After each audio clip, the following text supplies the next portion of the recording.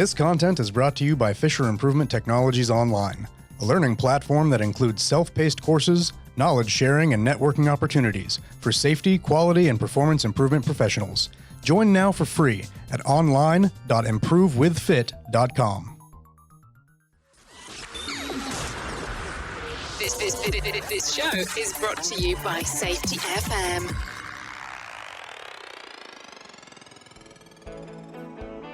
Hello, everybody, and welcome back to the Essential Leadership Cycle podcast, another round. Today, we've got a real treat, and we're going to get to talk to Kris Kern. Kris and I go back almost to Super Bowl 51 when we first met, that time frame in Houston. And Kris is an educator, and she fascinates me because she has wrapped the things that we talk about in the Essential Leadership Cycle podcast up into how you educate. And one of my dreams, as many of you probably already know, was that the technology winds up being given to students in a way that they use it throughout their adult and professional lives. And Kris is a shining example of how that's happening. She owns a company called Kern Education Group, I think. And I'm going to let her introduce herself, and then we're just going to get right to it. So welcome, Kris. Thanks for coming on. Thanks, Rob, for having me. I really appreciate it. My name is Kris Kern. I'm a paramedic educator in Houston, Texas. I've been a paramedic. My 33rd anniversary is coming up. Yes, the hair is actually all gray. I pay for the color. We didn't ask for your birthday, how old you were. We asked for how long you'd been working. A long time, long time. So I'm very blessed. I do have my own education company, but my primary job where I make my living is at community college here in Houston, San Jacinto College, where I'm blessed and trusted by many to with their primary education in emergency medical services, so EMT through paramedic education. I met Rob and the other Equilibria team a couple of years ago, and it was like this became the missing piece of the puzzle I've been looking for years to kind of bring it all together. It's kind of remarkable. I sit and reflect. It's like I've been doing some of these things, but with no science behind it. And now I have the science and a lot more, I can put it into nice, clean lesson plans. And with this, so when somebody says, why are we doing this? Well, let me show you why. I've got the science now. And we just finished a paramedic cohort in the midst of COVID. And the data and the numbers that we have from this class are just so phenomenal that we're finishing crunching them all now, but it's just remarkable what we were able to do with having the leadership cycle in play with this group for 2 years. And it's exciting to share because we were able to be successful in the midst of a COVID while we watched our colleagues from all over the country just struggling to figure out how they're going to continue to have classes and how they're going to continue to educate. And, we're going to build this vacuum of no healthcare providers coming up very soon. And it's just, we're going to be in a full-blown crisis of that. And we were able to muster through that through the leadership cycle. Well, let me circle back on some of that, because you said something that I'd like to get your take on. How important do you think the science is for the self and team awareness piece to try to either communicate or educate or get the young people or the people that are going through your program to actually use the technology? I think it's incredibly important, specifically because we're in a medicine profession, that we can't just say, oh, just please do this. We need to understand not just the what we're doing, but the why we're doing it. And that became even more important. And I became to have better clarity of that when I understood the e-colors and the different personality tendencies and the filters of their understanding.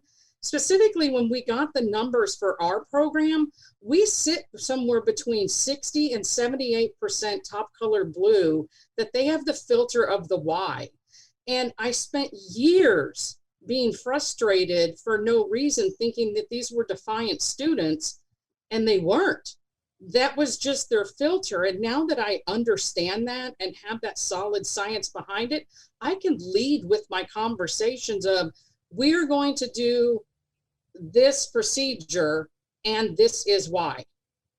And so now that student is not turned off, and they're not stuck in their own place looking for the why, when I just said, just because before, I gave them the why, and now they're well and engaged when they weren't before. So what I thought was, when I was starting, oh my gosh, I'm going to go back to my classroom and I'm going to do all these things and change all these things with other people, really became more of a journey about what I needed to change in me, my teaching, my lesson plans, and speak in the language that my students could understand. So there's a reason self-awareness is first. Oh, self-awareness has to be first. I thought it was going to be about, make them do. Yeah. But that's what I had been doing for all these years. And I could see very clearly why it was failing. And it wasn't that I was a failing teacher. It was just, I could see where these little pods of difficulties would occur.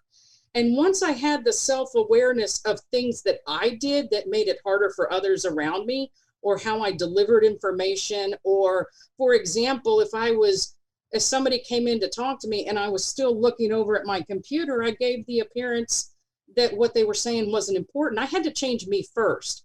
So when I look at that leadership cycle and you get in those driving elements of team and self-awareness, and you really take the time to build that, and then you get into shared vision and values, and you know what your team's shared vision and values are, like say a cohort of a group of students. And then we got into clarity of roles and responsibilities. We got into that with this particular paramedic cohort that we made it through COVID with very early on. And so when on March 13th, they said, we're not coming back to school, all my students, and I had 70% top colored blue in there, they felt okay because they had already had the resultant conditions of trust and accountability, that they could call me up and say, hey, Kern, I'm scared. Okay, me too. And they could hear that from me, but know that when I say we're going to be okay, we're going to be okay. And I'm going to give them the information they need. But interestingly enough, Rob, the self-awareness part that I had to really focus on was when I would hang up, because I was really, we're good, we got this. My self-awareness part of knowing that my yellow red is way overconfident, I would hang up and go, oh my gosh, are we really okay? And I had to really focus on making our lessons very clean and clear, making sure I was getting the data out to them, getting the assignments early, having extra Zoom classes, you've got kids, so it's going to be harder because you're going to be doing at-home school now too with your kids. Let me have a second class time for you so you're not as stressed. I had to really focus on what we were going to do to make sure we met all those needs, while my colleagues were like, no, this is our class time and this is just it. And they all wondered why they were failing. And I'm like, I don't know how you're wondering why you're failing. You're not listening to what your students are saying or what they're not saying, because they're drowning. Yeah. Have you ever gone back a little bit introspectively? I know I have, and I don't mean this to be a leading question.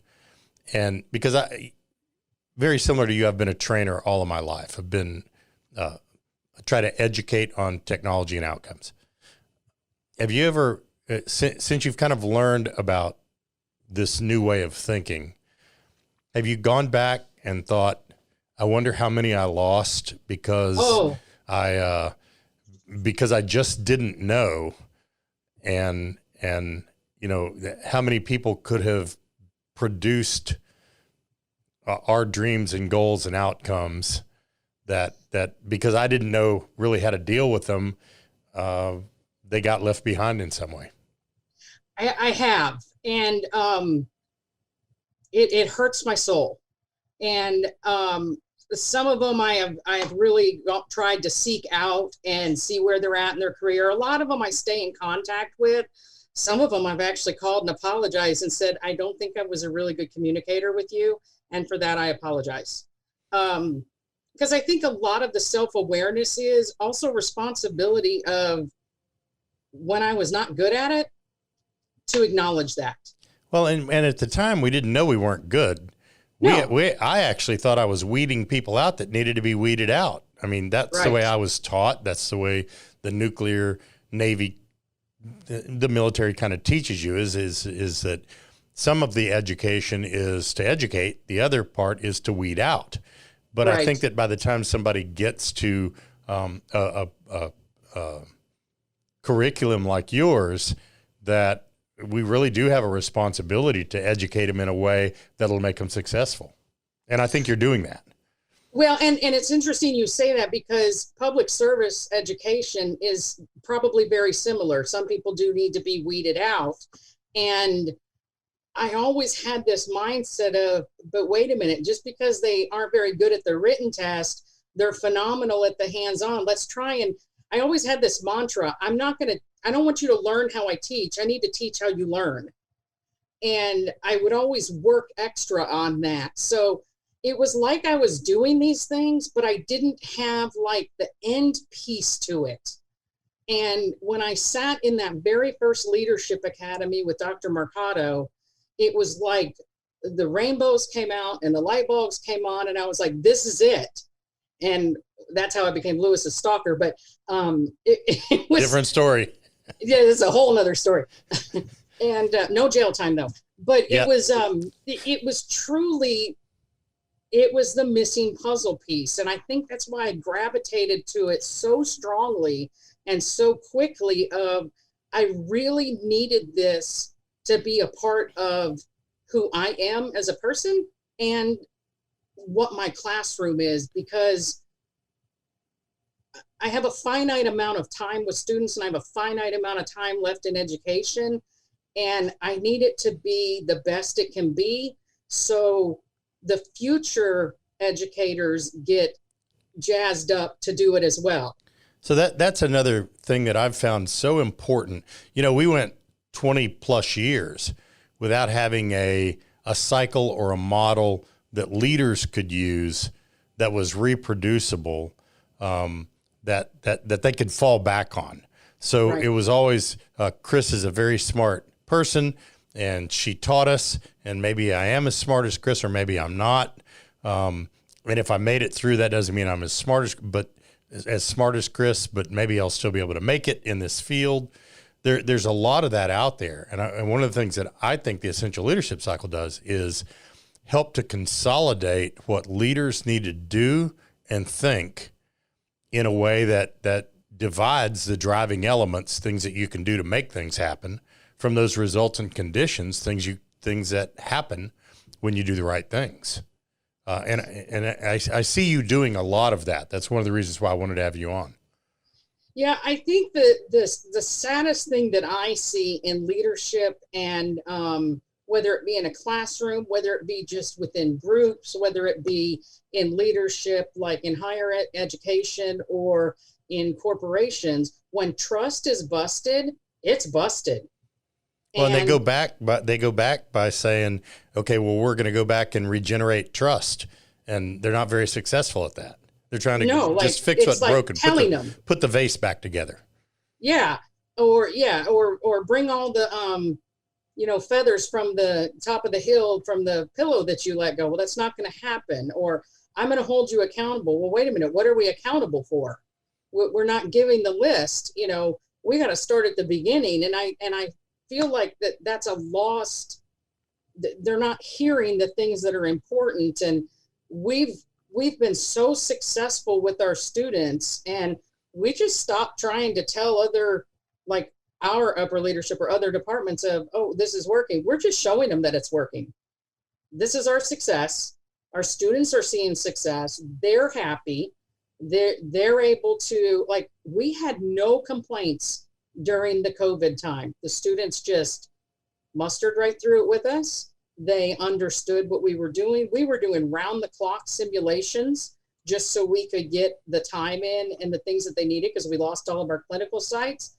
and they just did it. They knew we were working hard. Well, and having a place to go back and revisit that you're not just making stuff up to go back and try and fix it, I think is important, especially in something like COVID. You're educating a group of people that now more than possibly any time in the last 100 years realize the vulnerability of the field that they've chosen. Yeah. So that between that, that self and team awareness and the shared vision and values of, are you still willing to be Hippocratic in that form, now knowing what the potential is?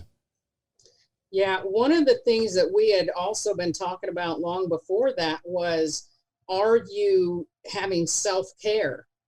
Do you get the right amount of rest? Do you have a good work life and home balance? And it was interesting because immediately they all started having to work overtime and stuff, and they all had the ability to say, I need to take a break, and didn't feel guilty about it. And I was so proud that they were able to have their voice. And I told them, even if your voice shakes, have your voice, because it's okay to say, I need to stop and get some food, or I need to stop and go to the bathroom, or I just need a day off.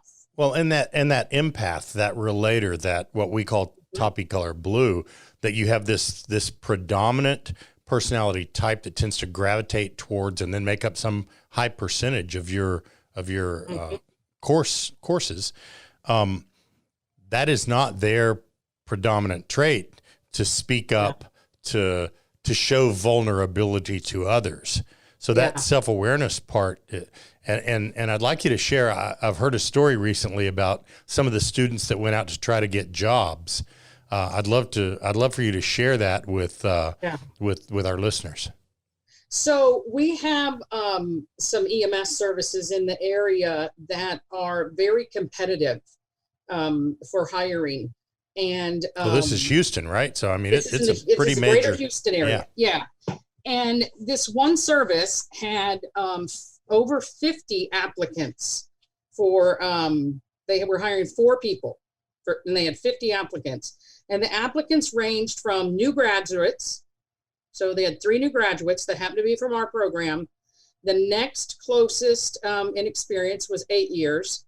And then 20 years was the highest. Wow. And I knew this because a couple of days after they did the hiring, the director called me and said, hey, I want to talk to you about something. I was like, oh, okay. And we do our clinicals and such there. She said, we just hired 3 of your graduates, and I want to talk to you about what it is you're doing in the program that's different. I said, okay. And I'm, of course, I immediately go to the, oh my gosh, what are we doing? And she said, we hired them over others, and she explains that there were 50 of them, blah, blah, blah. They did a test, the written test, a skills test. She said, but it was their interview. I said, okay. And she said, I want to tell you how they answered some questions. And she said, we did a panel, and we have a panel interview, and it's their command staff. So captains, lieutenants, etc. And she said, we asked them, what are their strengths? And they give us their strengths. And then she said, what are your weaknesses? And she said, all 3 of them said, thank you for asking me that. It's very important. But I like to look at my weaknesses as potential limiters because I've been able to identify them. And my top 3 potential limiters are, and they named them. And this is what I'm doing to actively work on them right now so I can leverage them to be strengths. And she said, all of them looked at each other on the panel like, wow, I've never heard anything like that. Where the hell did that come from? Yeah, she said, they all were just like, wow.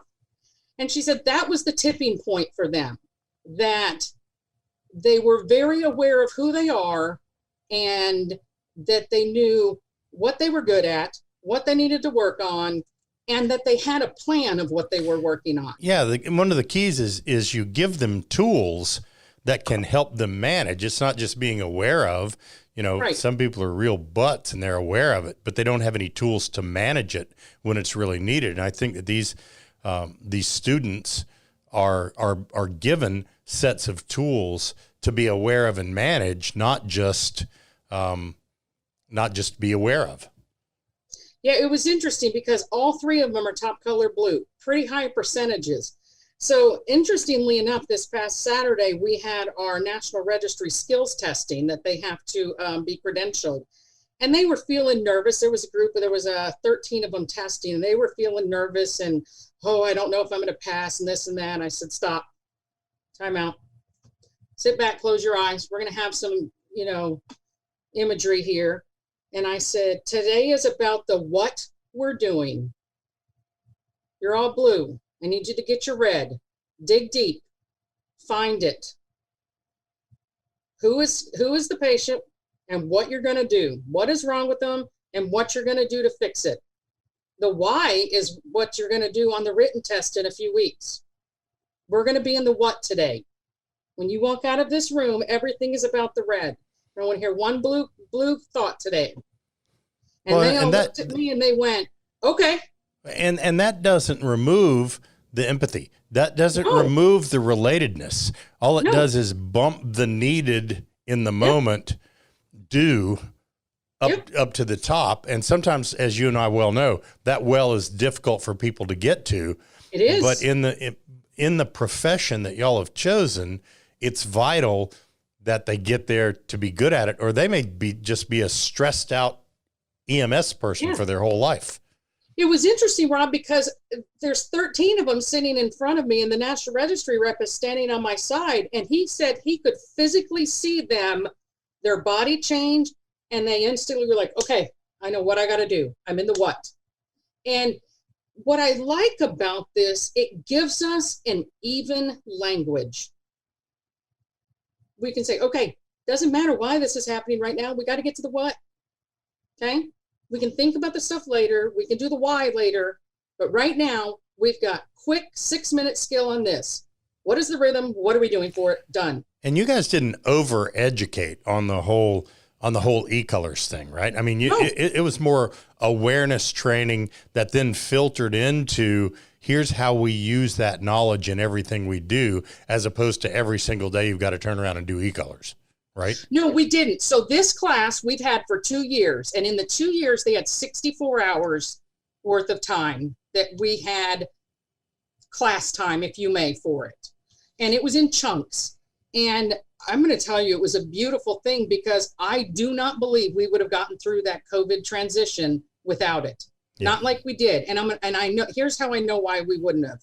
We had 2 other classes that did not do as well in the transition.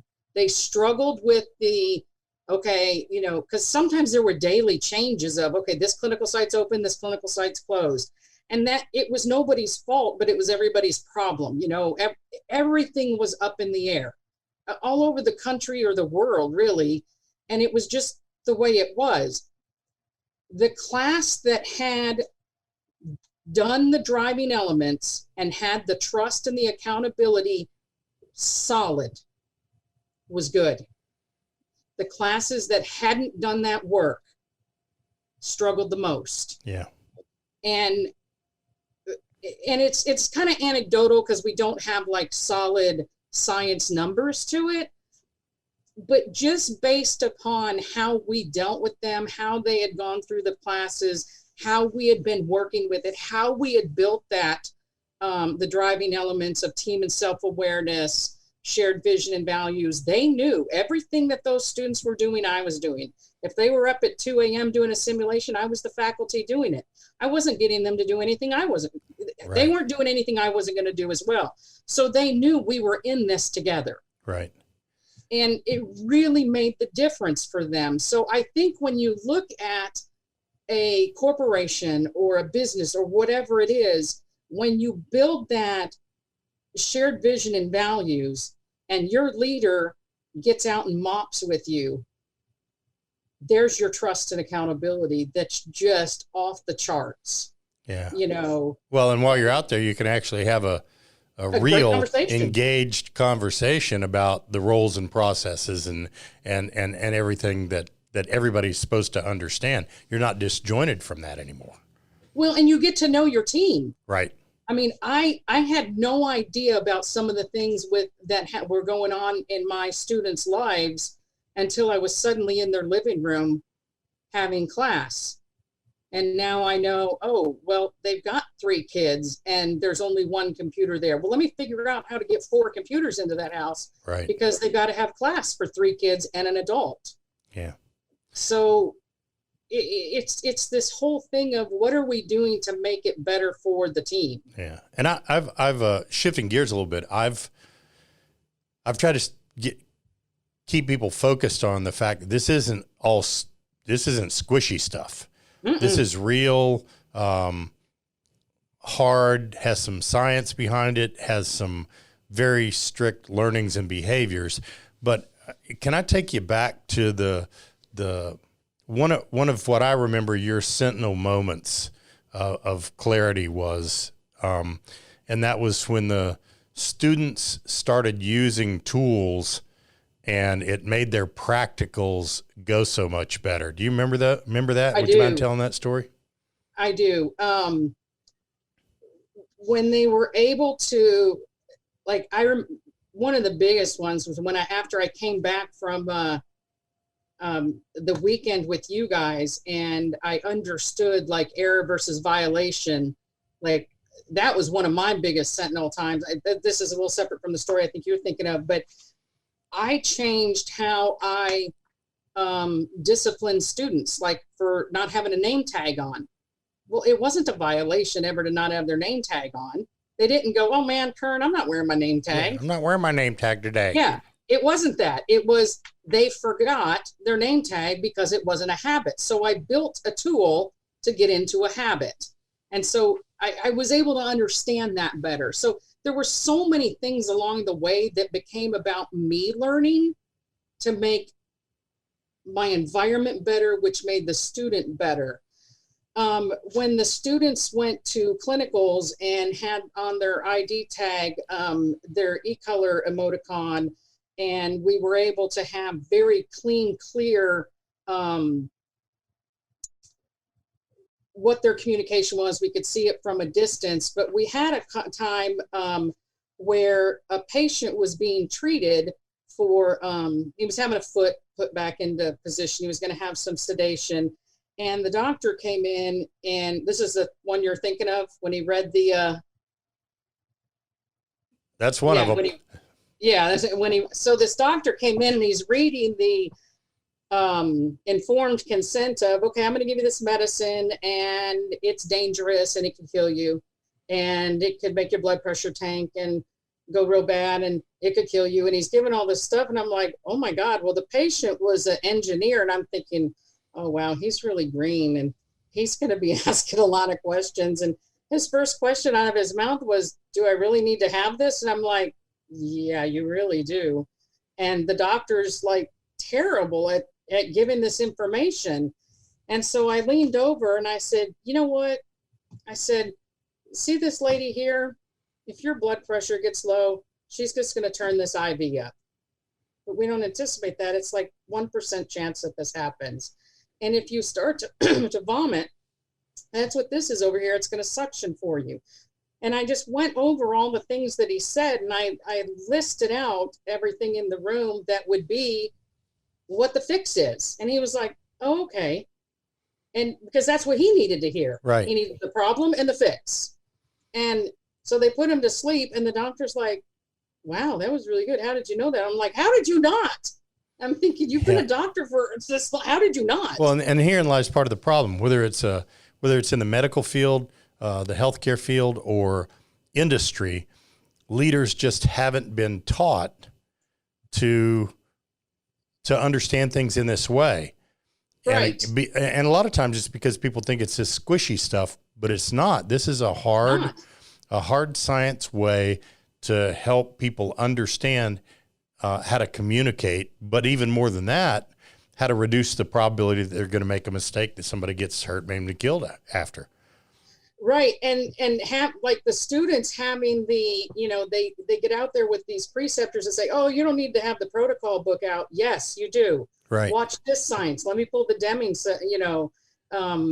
principles and, the research out and show you, look, step by step and verbalize point touch. And let's look what our error reduction is. Well, you guys had a pretty big success around, you shifted stop and seek help to pause task responsibility in healthcare. And that caused a significant or drove a significant first time pass rate in some of your early students, right? We did. So once we started that, we saw a pass rate go from approximately 27 to 30% first attempt pass rate to 100% pass rate in one semester. And wow. It was several things that happened. One, students understood that they had permission and there was no embarrassment to stop and ask for assistance. And we keep driving that factor home. Two, we use it every single day in simulation and in skills, the pause task responsibility of see something, say something. And there's nobody that goes, now what? No. Okay, what do you see? And we have several simulations that we set up that we go in and we make mistakes as faculty so somebody will stop it. So then we can demonstrate good communication, good pause task responsibility of, okay, let's stop and see what's happening. And then as the students progress to the paramedic level, we will take them to a point where pause task responsibility gets a little bit more difficult, where I'm like, nope, I'm good. We're in the airway, let's go, but I'm not. And they've got to keep pushing that pause task responsibility.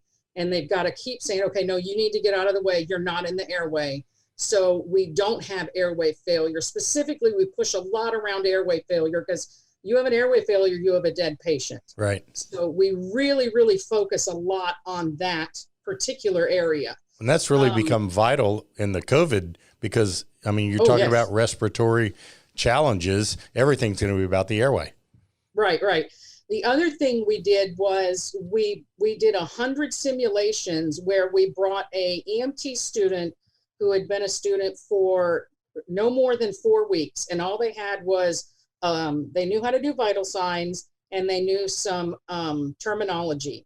And we brought them into a paramedic simulation where we were going to give medication atropine for bradycardia. And right at the point that the medication atropine was going to be administered, we changed the sim man to be tachycardic, and the basic student is responsible for the vital signs. And we tested that. How often would that basic student stop them or practice pause task responsibility? And 92 of the 100 times they did. Wow. And that's a significant change from the past, right? It Just is. to let now, people know. We didn't do that before, but I can tell you they wouldn't have stopped it before. Right. Even paramedic to paramedic wouldn't have stopped it before. Right. So we've now, both Sylvia Gallegos, the program director, and I are both on a committee that we're going to present some research, and we're going to actually put that into full collegial research. And Sylvia's working on her master's that she's going to also present that in her master's. But and we're using the verbalized point touch, step by step, the whole Deming, because we know there's the science, and we want to make sure that we're reducing the errors to a 1 in 10 chance of error versus 1 in 2 chance of error versus 1 in 10,000 chance of error. We know this science. Yeah. So now we want to put it out there and make the difference, and in EMS specifically, because it's not something that's very common in EMS. They just do it off of their head, and we know that that's it's not best practices in medicine. Well, and if you think big picture, we don't like to think about the number of catastrophic outcomes related to errors in medical, but there's no doubt if you use the tools to reduce probability, then you're going to have more people that aren't hurt nearly as bad and aren't killed, frankly. Well, right. And here's the thing, Rob, we know that the study that came out in 2014 was 250,000 deaths due to medical error in hospital. We do not know the number that has to do with pharmacies out of hospital, doctor's offices, or EMS. Right. And so why not do our very best to get best practices in? Because look, we've rang the bell. We can't unring it. We have the knowledge, we have the science, and I think we would be it'd be unethical to not teach appropriately. Yeah. So just kind of wrap up. Do you have one or two things that you think that leaders might need to really know or focus on, in your opinion, to learn from you? I would say what I would want leaders to do is take the opportunity to take the Equilibria Leadership Cycle course. Be willing to open up and learn for yourself and become vulnerable, and be willing to kind of see things from a different angle, learn from other leaders, be willing to listen to your employees, subordinates, students, whoever it happens to be, because there's so many opportunities of leadership that happen every single day that aren't like leaders of corporations, but people lead their homes, they lead soccer teams. There's so many opportunities. And I think we're missing some of those great, great leaders and the things that they do that work. And for me, what I thought was going to be come back and make all these changes turned out to be pause, make the changes in me first, and make sure I'm doing the things that communicate out well. And I think that's the biggest thing that I could impress upon any other leader is take a really good opportunity to self-reflect and really look at how do you communicate to the people around you? What message are you sending verbally, in writing, and your body language? And maybe it's time to really take a good look at how you open up to your team. Do you allow yourself to be vulnerable? Yeah. Well, thank you for that. I mean, it really, there is a whole cycle with a bunch of elements on it, but like yourself, the self-awareness piece as a leader has been huge. It is. Because I think myself, you, a lot of leaders, we think we already know, and it's only until we become self-aware of what we know and don't know, team aware of what, aware in our team of what they know and don't know about error, about personalities, about our ability to pause and our ability to communicate. So I really appreciate you coming on, Kris. This has been fantastic. And hopefully next time I'm in Houston, we'll be able to get together. Absolutely. Thank you guys for listening again to the Essential Leadership Cycle podcast, another round in the books. And remember, intentional leadership starts with you. Thanks again. The views and opinions expressed on this podcast are those of the host and its guest and do not necessarily reflect the official policy or position of the company. Examples of analysis discussed within this podcast are only examples. They should not be utilized in the real world as the only solution available, as they are based only on very limited and dated open source information. Assumptions made within this analysis are not reflective of the position of the company. No part of this podcast may be reproduced, stored in a retrieval system, or transmitted in any form or by any means, mechanical, electronic, recording, or otherwise, without prior written permission of the creator of the podcast, Jay Allen.